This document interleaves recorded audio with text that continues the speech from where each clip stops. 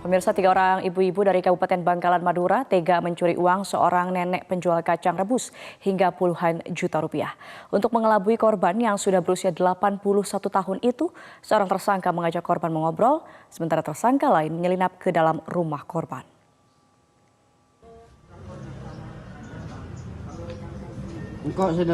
Polisi menangkap 3 orang ibu-ibu yang menjadi tersangka pencurian di rumah seorang nenek penjual kacang rebus. Ketiga tersangka ditangkap di kediaman masing-masing setelah cucu korban melapor ke polisi. Modus para tersangka adalah dengan mendatangi rumah korban dengan alasan ingin membeli kacang. Kemudian seorang tersangka mengajak korban untuk mengobrol, sementara 2 tersangka lain ada yang berperan sebagai eksekutor pencurian dan seorang lainnya berjaga di dekat sepeda motor.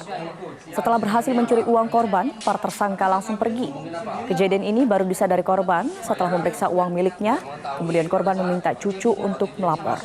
Korban mengaku kehilangan 50 juta rupiah, namun uang yang disita dari para tersangka hanya 11 juta rupiah.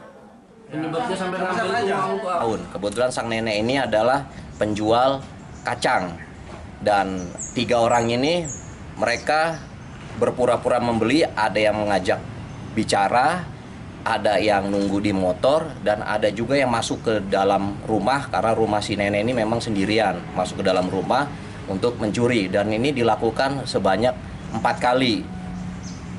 Dan si nenek ini tidak sadar, akhirnya mengetahui bahwa duitnya banyak yang hilang dan dia lapor ke anaknya, ke cucunya dan cucunya melapor ke kepolisian. Dan kerugiannya kalau menurut si nenek 50 juta, tapi hasil pemeriksaan sekitar 11 lah.